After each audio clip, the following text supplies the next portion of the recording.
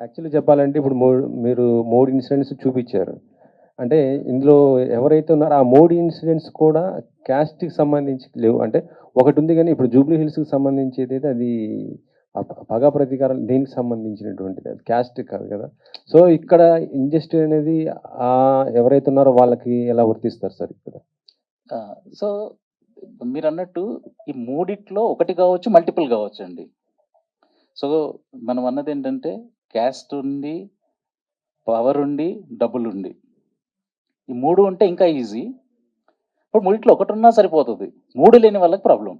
So, మీరిప్పుడు 'Jubilee hills' దాంట్లో గూడా వ్యక్తిగతంగా వాళ్ళ కక్షల కోసం చంపుకున్నారు.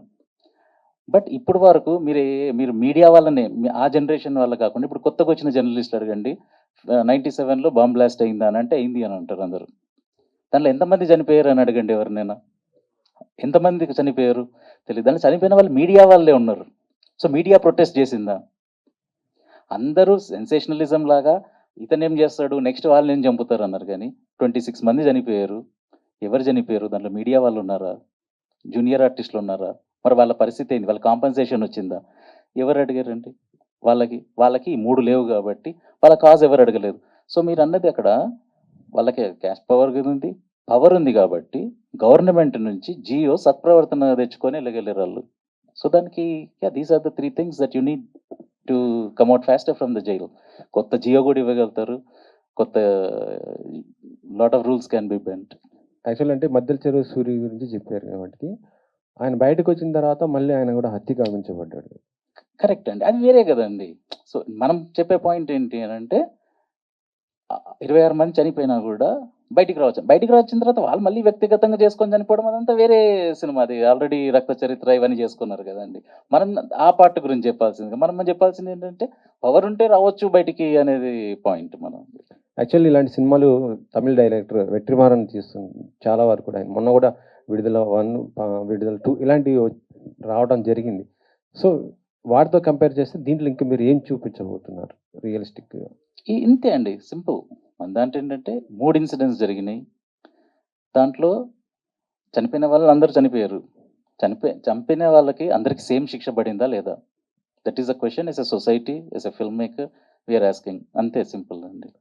ఓకే. ఇప్పుడు 'జైలర్' అంటే బీనా మేడం చాలా బాగా చెప్పారు. ఆమె స్పీచ్ వింటుంటే అందరూ గూడా చాలా ఇదయ్యారు. కానీ చాలామంది కరుడు గట్టిన వాళ్ళు మారాలంటే చాలా టైం పడుతుంటుంది గదా! సో, అలాంటి వాళ్ళనేంటంటే కొద్దిగా శిక్షలు గూడా ఎక్కువ బాగానే ఉంటాయి. అలాంటివి గూడా దీంట్లో చూపిస్తుంటారా? లేకపోతే ఓన్లీ మీనా గారి ఈ వెర్షన్‌లోనే దాన్ని అలా చూపిస్తుంటారా? ఆఫ్ కోర్స్ శిక్ష ఎంత కష్టంగా ఉంటది. అసలు తప్పు చేయకపోవాల్సింది అనేది ఎంత అది ఆహ్, అంత హార్ష్ ఎక్స్‌పీరియన్స్ ఉంటది అని ఆ ఎక్స్‌పీరియన్స్ అంతా చూపిస్తామండి. అంటే 'జైలర్' ఇటీవల 'రజనీకాంత్' గారిది వచ్చింది గదా! అట్లా అలాంటి ఫ్లేవర్‌లో ఏమన్నా దీంట్లో కనిపిస్తుందా? లేదండి అవన్నీ కమర్షియల్ ఇది కదా! ఇక్కడ purely like Mann as a person అనుకుందామండి. నేను ఒక 3, 4 మిస్టేక్స్ చేశాను లైఫ్‌లో. బట్ ఆ మిస్టేక్స్ అన్నీ కూడా 20 ముందు చేసినవే. నా బ్యాడ్ లక్ ఉంటే అదే కాలేజ్‌లో అందరిలాగే గొడవ చేసేసి ఏదైనా చిన్న తప్పులో కొట్టే ఇదేంటంటే ఐ కుడ్ హావ్ తలపగలగొచ్చు, మేనేజ్ కావచ్చు. నా బ్యాడ్ లక్ ఉంటే జస్ట్ నేను అదే ప్రిజన్‌లో ఉండొచ్చు. సో, ఒకసారి ఎళ్తే 10 ఇయర్స్ అయిపోయింది, 12 ఇయర్స్ అయిపోయింది, 20 అవుతది, 32 అవుతది. ట్రాన్స్‌ఫర్మేషన్ ఏంటి? How do you face? How do you show? ఆ పర్సన్ స్టార్టింగ్ ఎట్లా ఉంటది? మధ్యలో ఎట్లా ఉంటది? ఎండ్ ఎట్లా ఉంటది? ఆ ట్రాన్స్‌ఫర్మేషన్ చూపించామండి సినిమాలో. కమర్షియల్ ఆఫ్ 'జైలర్' అదంతా అది వేరే స్టైల్ గదండీ. ఇక్కడ మీరు మనమే బ్యాడ్ లక్ ఉంటే ఎళ్ళొచ్చు. ఎళ్తే ఏం జరుగుతది? అనేది ఒక ఇండివిడ్యువల్ ఎక్స్‌పీరియన్స్ అండి అది. యాక్చువల్లీ మీరు అమెరికాలో సాఫ్ట్‌వేర్ జాబ్ అంటున్నారు. మొత్తం ఇలాంటివి కానీ మీరు సినిమాలు చూస్తుంటే 'మలేషియం', 'ఏటీఎం మెట్రో' ఇప్పుడు ఇది అంటే మీ జాబ్‌కి దీనికి క్వైట్ డిఫరెంట్‌గా ఉంది. ఎందుకు ఆహ్, ఇలాంటివి తీస్తున్నారు మీరు? అంటే నేను కనెక్ట్ అవుతానండి. ఒక స్టోరీ నేను కనెక్ట్ అవుతే అది చెయ్యాలనిపిస్తది. 'మల్లేశంలో' కనెక్ట్ అవ్వడానికి రీజన్ ఏంటంటే 2006 ఆ టైంలలో ఆ ఫిల్మ్ ఫ్లాప్ అవ్వడం, దాంతో నాకు అట్లాంటి ఫెయిల్యూర్స్ ఉన్నప్పుడు 'మల్లేశం' యాక్చువల్‌గా అతని సార్‌ది చూసినప్పుడు నాకు ఇన్‌స్పైరింగ్ అనిపించింది. నేను ఐడెంటిఫై కావడానికి ఏంటంటే నా ఫెయిల్యూర్స్ ఎలా ఉన్నాయో, ఇంకొకతను ఇంకా ఆ రిసోర్సెస్ గూడా లేకుండా గూడా అన్ని ఫెయిల్ అయినా గూడా మళ్ళీ ట్రై చేసాడు గదా! నా ఇన్‌స్పిరేషన్. అక్కడ ఐడెంటిఫై చేసుకోవడానికి రీజన్ అది.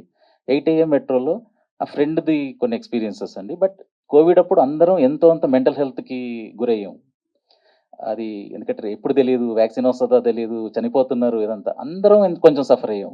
సో, నేను గూడా ఆ పార్ట్ సఫర్ అయ్యాను గాబట్టి, రిలేషన్‌షిప్స్‌లో కొంచెం చూసాడు. ఐడెంటిఫై అయ్యి చేసుకోవాల్సిందండి. ఇది గూడా ఐడెంటిఫై అవ్వడానికి అదే నేను 3, 4 తప్పులన్నా గదండీ! అది కాలేజీలో ఉన్నప్పుడు అప్పుడిప్పుడు చేసింది. కొంచెం బ్యాడ్ లక్ ఉన్నా, ఏదో లక్‌తో నేను ఇటువైపు ఉన్నాను. కొంచెం లక్ లేకపోతే నేను ప్రిజన్ ఎళ్ళే ఛాన్స్ ఉండేది. ఆ అదృష్టము ఏంటి అనేది ఐడెంటిఫై చేసుకోగలుగుతా కాబట్టి. ప్లస్ ఇంకొకటి రెండోది చెప్పిందేంటంటే, ఈ మంచి ఉద్దేశంతో చేస్తే పర్వాలేదు. మన సెల్ఫిష్ రీజన్స్‌తో గూడా ఇది చేయాల్సిన అవసరం అనిపించిందండి. ఇట్లాంటివి చేసే వాళ్ళది చూపియడం అనేది. రాజ్ గారు 2 క్వెషన్స్‌తో క్లోజ్ చేద్దాము. యాహ్! రాజ్ గారు యాక్చువల్లీ ఫస్ట్ భరద్వాజ్ గారి ఐడియా తీసుకొచ్చారా? లేదు మీరు స్టోరీస్ కోసం వెతుకుతున్నప్పుడు లైక్ మీరు ఏదైనా పాయింట్ అడిగినప్పుడు భరద్వాజ్ గారు ఇది సజెస్ట్ చేయడం జరిగిందా? లేదండి. అస్సలు నాకు ఏ టైం కొంచెము అంటే దానికి అక్లెయిమ్ వచ్చింది. బట్ ఫైనాన్షియల్ డిజాస్టర్ అండి. సో, అసలు నాకు మళ్ళీ సినిమా చేసే ఐడియా గూడా లేదు.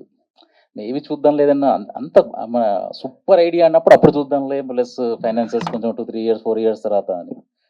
సో, ఒక ఫ్రెండ్ అక్కడ భరద్వాజ్ సార్‌ని కలిసారు. కలిసొచ్చి నాకు చెప్పారండి. Then I thought interesting idea కానీ సినిమా లేదని. ఇంకొక ఫ్రెండ్ వివేక్ అని ఇంకొక ఐడియా.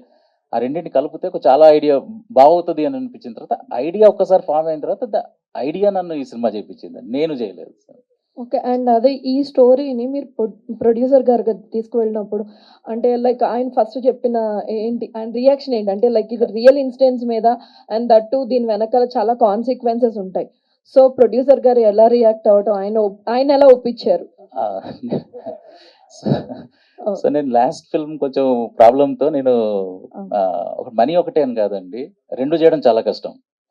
సో, దీనికి కొంచెం ప్రొడ్యూసర్ ఉంటే బావుంటది అని నేను ఒక 1 ఇయర్ ట్రై చేసాము. అందరికి పిచ్ చేసాము. అందరికి చేసాము. సబ్జెక్ట్ కొంచెం అందరికి ఎక్కలేదు. సో, ఎవరు లేదు. మళ్ళీ నేనే సో, మళ్ళీ మళ్ళీ మీరే అన్ని ప్రొడ్యూస్ రిసోర్సెస్ చేస్తారు. చేసుకొని మళ్ళీ చేసామండి. సార్ నమస్తే అండి. సార్. ఇందాక బీనా మేడం మాట్లాడుతుంటే విన్నాం. ఎందుకంటే సందర్భోచితమైనటువంటి చలోక్తులు కావచ్చు, యాస కావచ్చు. ఝాన్సీ గారు మేడంని ఝాన్సీ రూపంలో చూడొచ్చా? సినిమాలో అంటే ఎంతవరకు న్యాయం చేశారని? అంటే ఏమవుతుందండి అంటే మనము ఝాన్సీ మ్యామ్ చెప్పినప్పుడు బీనా మ్యామ్ ఐడియాలజీ ఇంకా సైకాలజీ గురించి చెప్తాం మేము క్యారెక్టర్ గురించి. బట్ ఫిజికల్‌గా గానీ ఈ ట్రేట్స్ ఎక్కువ చెప్పమండి. ఎందుకంటే యాక్టర్ కూడా ఒక ఫ్రీడమ్ ఇచ్చేసిన తర్వాత ఏంటంటే మనకు చెప్పాల్సిన పాయింట్ ఏంటంటే టెక్నిక్స్ ఏం వాడారు,